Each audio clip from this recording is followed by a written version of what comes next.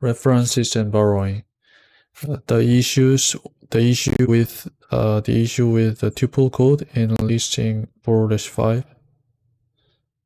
that we have to return the string to the calling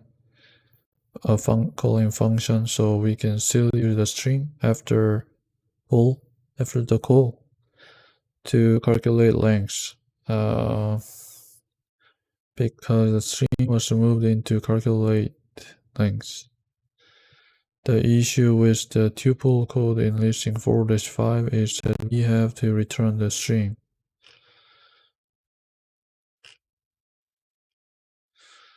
We have to return the string.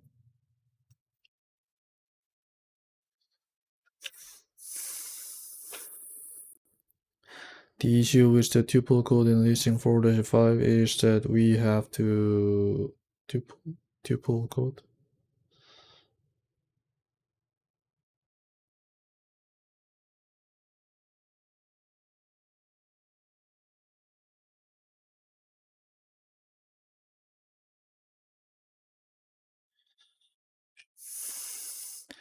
We have to return the string to the calling.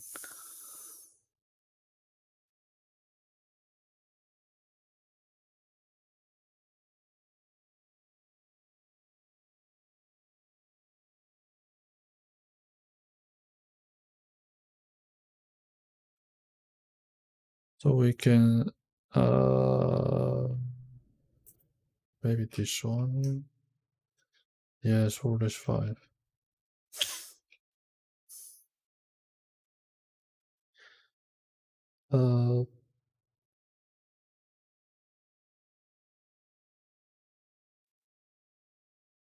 The issue with the tuple code in listing 4-5 is that we have to return the string to the calling function.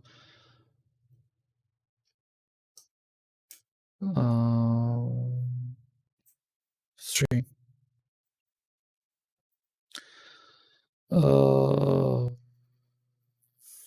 So we can still use the string after the call to calculate length, because the string was moved into calculate length. Instead, we can provide a reference to the string value. A reference is like a pointer in that it's an address we can follow to access the data stored at the address. That data is owned by some other variable. Unlike a pointer, a reference is guaranteed to point to a valid value of a particular type for the life of that reference.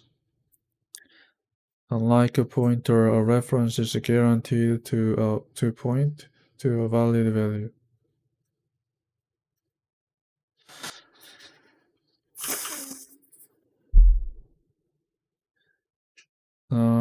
Here is how you would define and use a calculate length.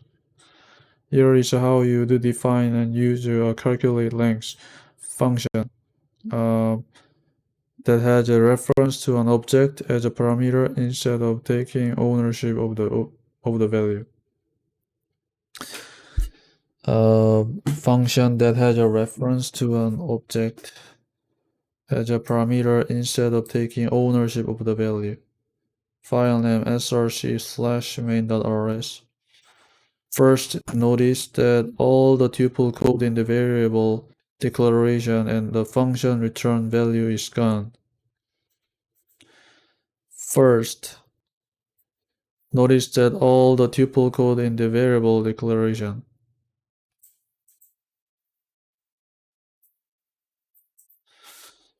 First, notice that all the tuple code in the variable declaration. First, notice. First, notice that all the tuple code in the variable declaration and the function return value is gone. First, notice that all the tuple code in the variable declaration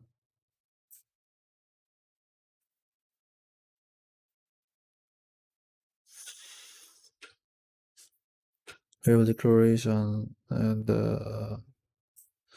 All the tuple code in the variable declaration and the function return value is gone. Yes. Second, note that we pass S1 into calculate length, and in each definition we take ampersand string rather than string. These ampersands represent references, and they allow you to refer to some value without taking ownership of it. Figure 4-5 depicts this concept. These ampersands represent references, and they allow you to refer to some value. Refer to some value without taking ownership of it.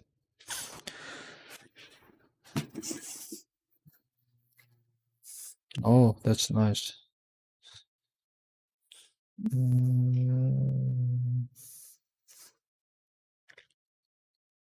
As value pointer. So S1. Oh, so this is S as reference, and then it's referred to some value.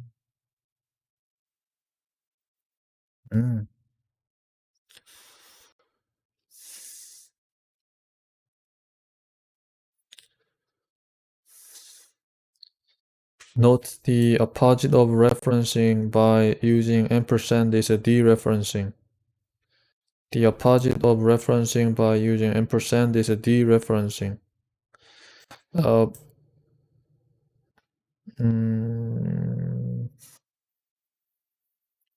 Which is accomplished with the dereference operator asterisk. We will see some use of the dereference operator in chapter 8 and discuss details of dereferencing in chapter 15. We will see some uses of the dereference operator. We will see some uses of the dereference operator in chapter 8 and discuss details of dereferencing in chapter 15.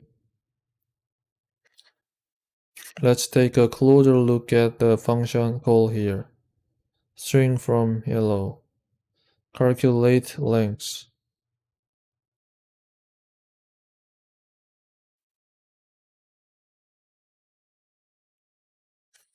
The ampersand S1 syntax lets us create a reference that refers to the value of S1, but does not own it. Because it does not own it, the value it points to will not be dropped when the reference stops being used. Likewise, the signature of the function uses ampersand to indicate that the type of the parameter S is a reference.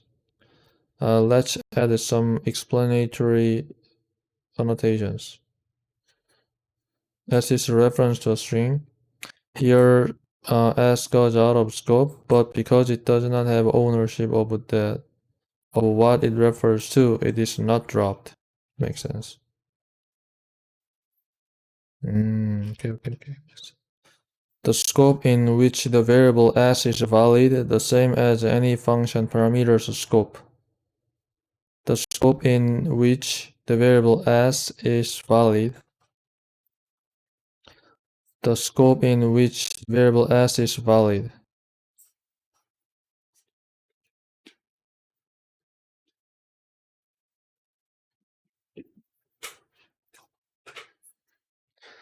The scope in which the variable S is valid is the same as any function parameter's scope.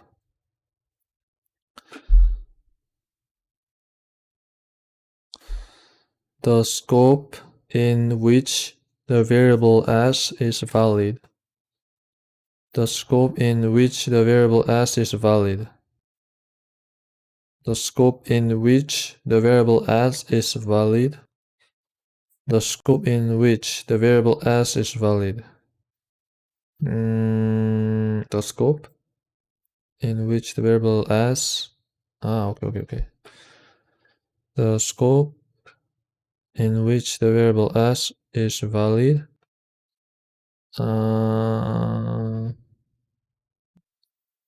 Which the variable S in. Yeah.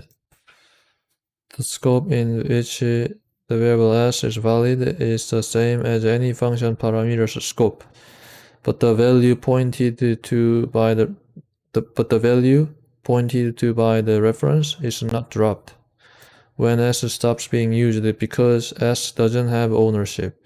When functions have references as parameters instead of the actual values. When functions have references as parameters instead of the actual values. When functions have references as parameters,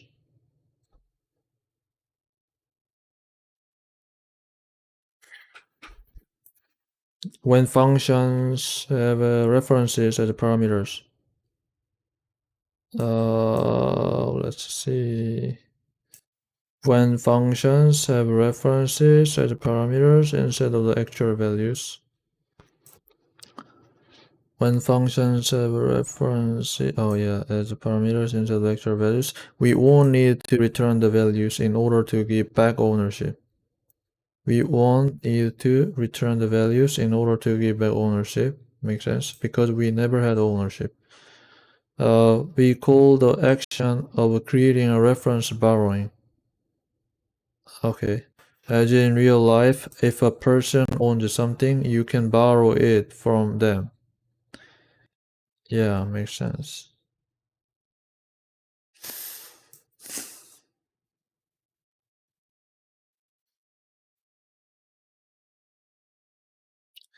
When you are done,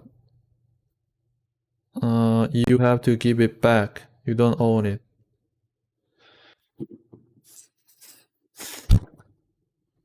Uh, so what happens if we try to modify something we are borrowing? Try the code in listing 4-6 spoiler alert. Spoiler alert, it doesn't work. Let s string from hello, change s, %s, and then try to change it. Attempting to modify a borrowed value. Consider changing this to be mutable reference to mute string. Oh, okay. Reference so data is it's referred to cannot be borrowed as mutable. Just as variables are immutable by default, so are references. We are not allowed to modify something we have a reference to. Determine whether the program will pass the compiler. String hello as print %s s.push str word hello world.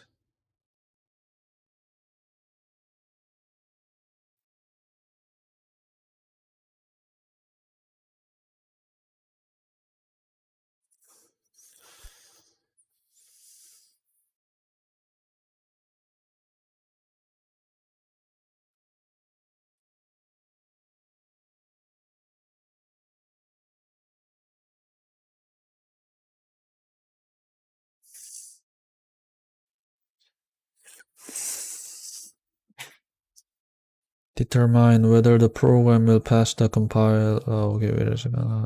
S. So string s immutable s and then print %s push str. But this is not mutable mutable, so it does not compile. Select. Wait a second. Print %s. Oh, so it's a borrowing here, and then s.push str. Oh, str world and 10% s. Does it compile? Yes. And then this will be hello world. Consider a move of value of type %string versus a value of type string. The move of %string will copy up. The move of %string will copy. Consider a movable value of type ampersand string versus a value of a type string. Movable value of a type ampersand string versus a value of a type string. The movable ampersand string. The movable ampersand string will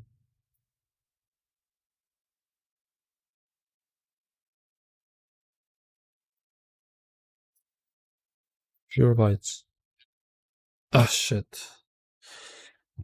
Um,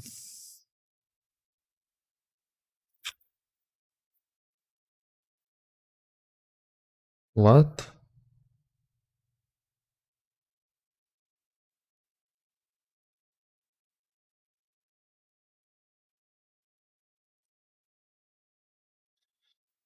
So weird. Hello world.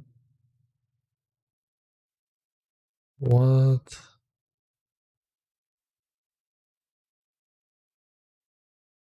I don't get it. Mutable references.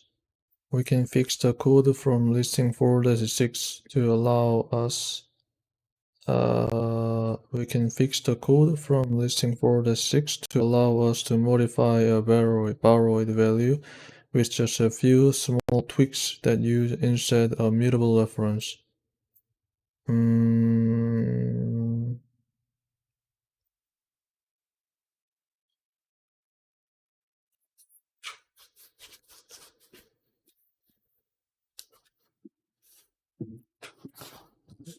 we can fix the code from listing 4-6. We can fix the code from listing 4-6 to allow us.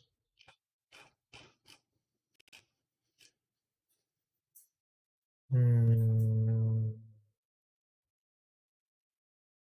mm. We can fix the code from listing 4-6 to allow us to modify a borrowed value with just a few small tweaks that use instead of mutable reference. With just a few small tweaks that use instead of mutable reference. Mutable reference. Mutable reference. With just a few small tweaks that use instead of mutable reference. Mutable as.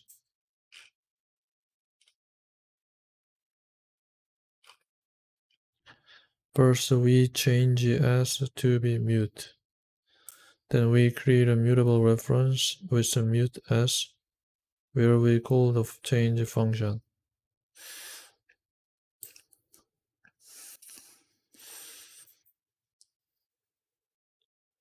So we mute, and we create a mutable reference with a mute s, where we call change function, and update the function signature to accept the mutable reference with some string mute string. This makes it very clear that the change function will mutate the value it borrows.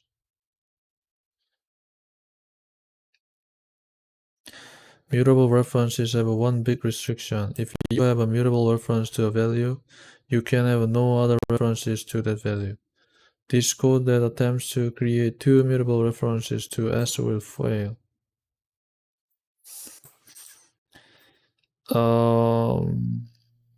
First mutable value borrow occurs here, second mutable borrow occurs here, first borrow later, and usually here.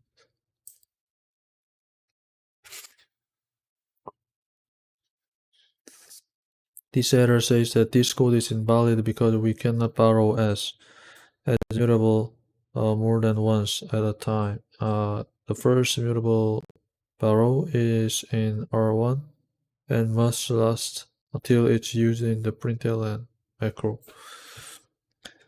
We cannot borrow S as immutable. We cannot borrow S as immutable more than once at a time. The first mutable borrow is in R1 and must last until it's used in the println macro. But between the creation of the mutable reference and its usage, we try to create another mutable reference in R2 that follows the same data as R1. The restriction preventing multiple mutable references to the same data at the same time allows for mutation, but in a very controlled fashion. It's something that new Rustaceans struggle with because most languages let you mutate whenever you'd like. The benefit of having this restriction is that Rust can prevent data races at compile time. A data race is similar to a race condition and happens when these three behaviors occur. Two or more pointers access the same data at the same time. At least one of the pointers is being used to write to the data. There's no mechanism being used to synchronize access to data. There's no mechanism being used. There's no mechanism being used to synchronize access to the data. Data races cause undefined behavior and can be difficult to diagnose and fix when you're trying to track them down at runtime. Rust prevents this problem by refusing to compile code with data races. As always, we can use curly brackets to create a new scope. We can use curly brackets to create a new scope.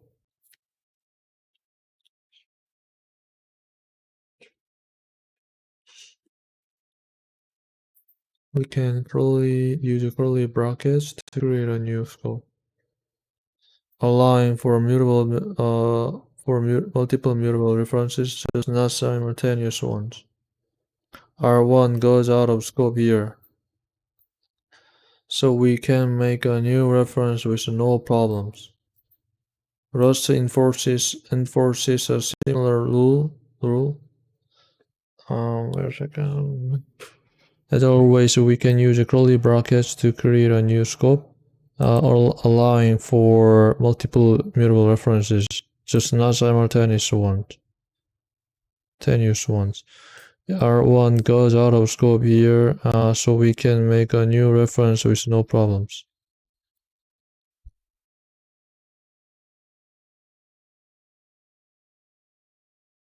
Mm.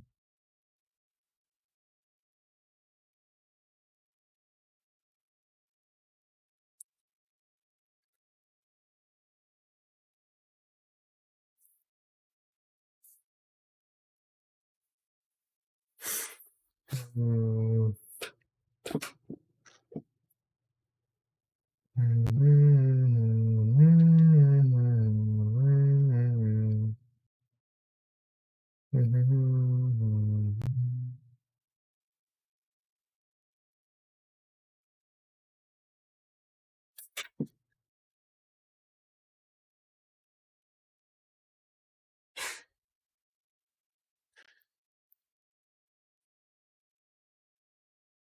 Because it's dropped. Goes out of scope.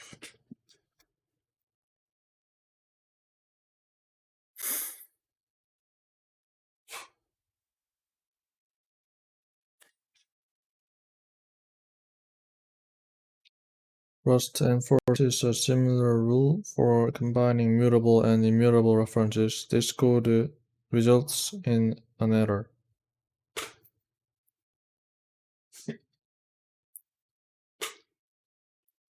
Rust enforces a similar rule for combining mutable and immutable references. Similar rule. Combining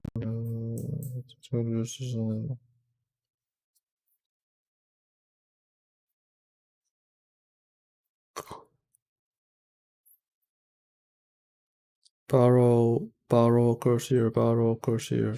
So S was borrowed. Phew. We also cannot have a mutable reference while we have an immutable one to the same value.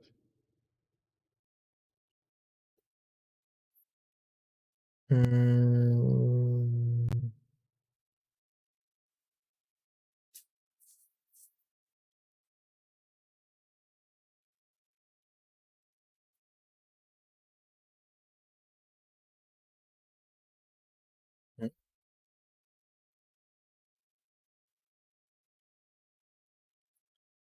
cannot borrow S as immutable because it is also borrowed as immutable. Here we also cannot have a mutable reference while we have an immutable one to the same value.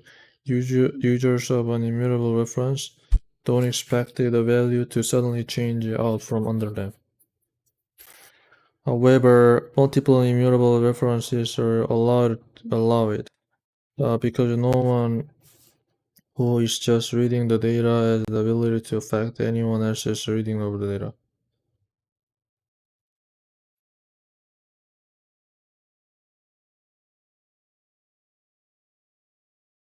Mm. Note that a reference's scope starts from where it is introduced and continues through the last time that the reference is used. Note that a reference's scope starts from where it is introduced. Scope starts from where it is introduced and continues through the last time that the reference is used.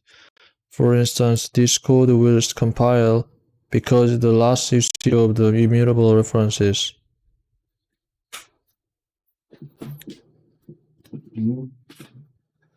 This code will compile because the last usage of an immutable references, the println occurs before immutable reference is introduced.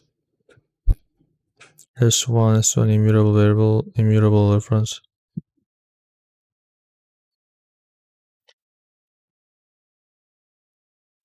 Mm-hmm.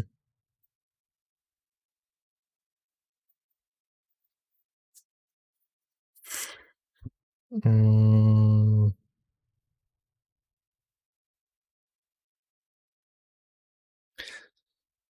The scopes of the immutable references Rn or Rn R2 and end after the println, where they are last used, which is before the immutable reference.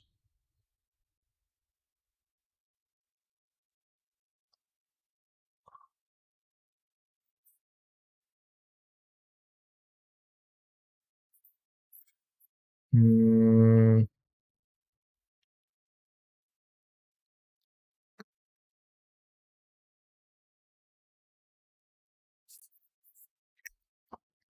Which is before the immutable reference R3 is created. These scopes don't overlap, so this code is allowed. The ability of the compiler to tell that a reference is no longer being used at a point before the end of the scope is called non-lexical lifetimes, NLL for short. And you can read more about it in the edition guide. The ability of the compiler to tell that a reference is no longer being used at a point before the end of the scope is called the non-lexical lifetimes.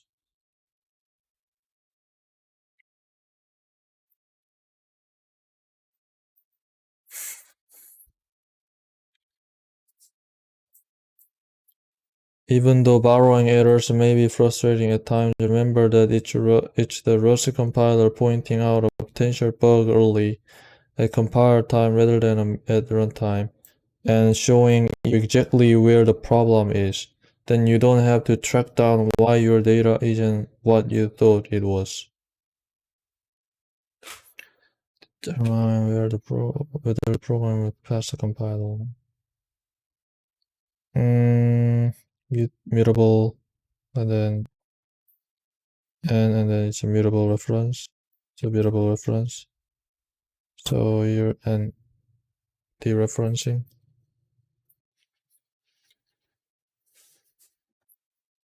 Mm,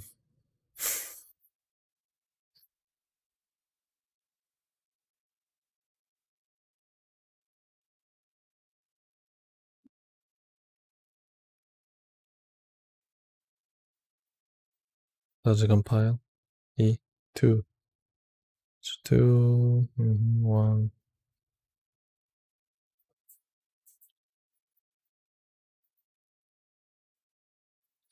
Determine whether the program will pass the compiler. Okay, string from hello, ampersand s, mutable s.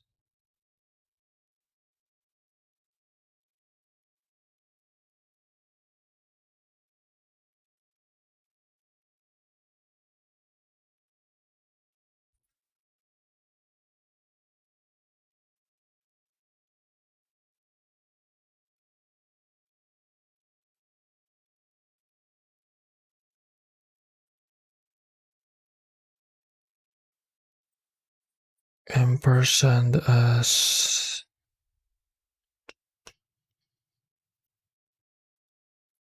String from hello, ampersand s, ampersand mutable s. Okay, so this is an immutable reference. And then using immutable reference, cause the error.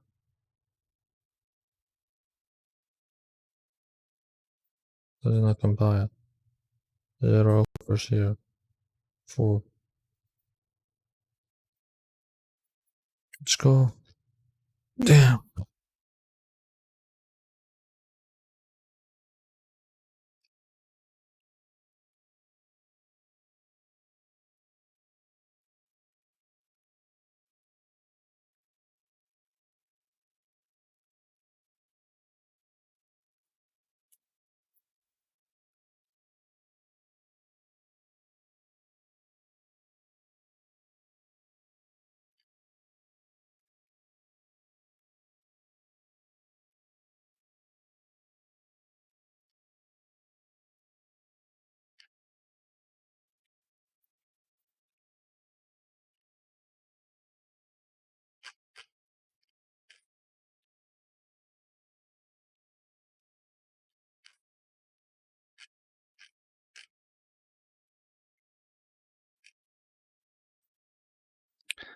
Dangling references. In languages with pointers, it's easy to erroneously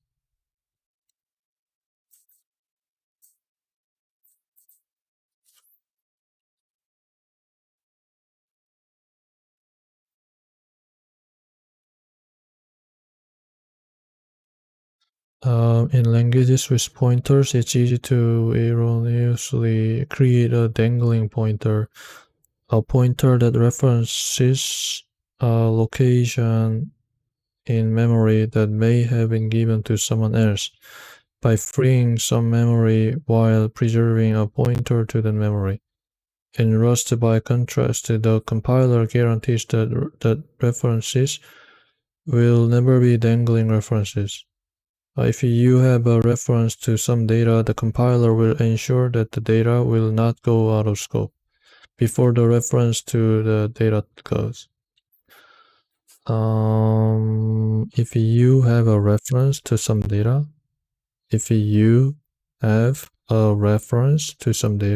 the compiler will ensure that the data will not go.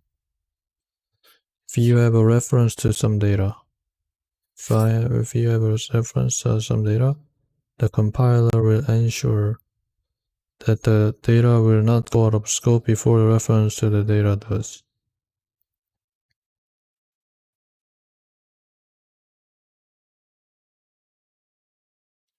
Let's try to create a dangling reference to see how Rust prevents them with a compile time error. Reference to nothing, dangle string as string from hello ampersand s. So ampersand s. Oh, so it goes out of scope and it's ampersanding this. Okay. So here's an error. Lifetime specifier, missing lifetime specifier. Expected name lifetime parameter. Lifetime, blah blah blah. This error message refers to a feature we haven't covered yet, lifetimes. We will discuss lifetimes in detail in chapter 10. But if you disregard the parts about lifetimes, the message doesn't contain the key to why this code is a problem. This function's return type contains a borrowed value, but there is no value for it to be borrowed from. Let's take a closer look at...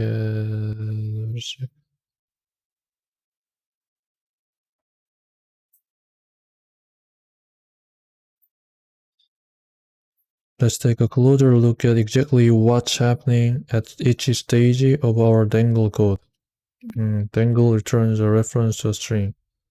S is a new string. We return a reference to the string S here. S goes out of scope and it's S dropped.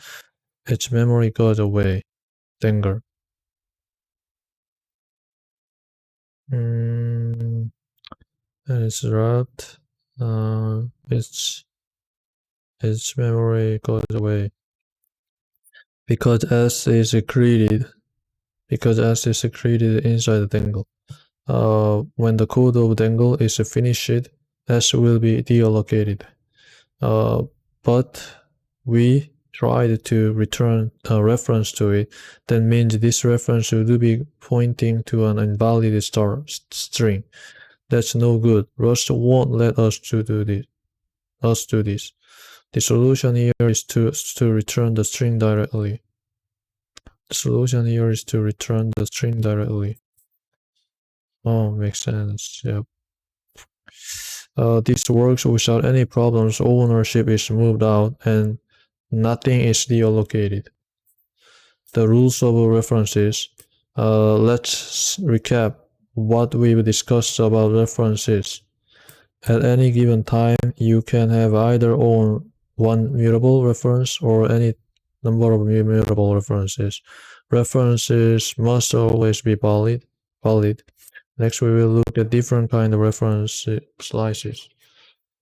So this works without any problems. Ownership is moved out. Okay, and nothing is still located. Ownership is moved out. Yeah, returned. So the